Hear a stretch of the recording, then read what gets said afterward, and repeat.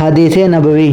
رسول اللہ صلی اللہ علیہ وآلہ وسلم نے فرمایا کہ جو عورتیں کسی کی موت پر اپنے چہرے کو پیٹتی اور گریبان چاک کر لیتی ہے اور جاہلیت کی باتیں بکتی ہے وہ ہم میں سے نہیں ہے۔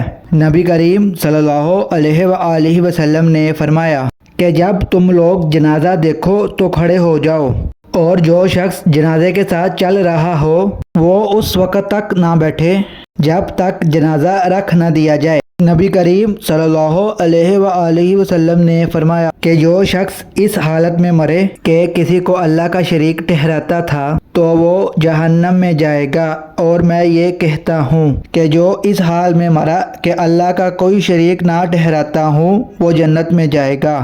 اگر آپ چاہتے ہیں کہ آپ کو مفید اور سچی تعلیمات روزانہ ملے جس سے آپ کی آخرت بھی سنور جائے تو ہمارے پیج کو لائک اور سبسکرائب لازم کریں۔ شکریہ۔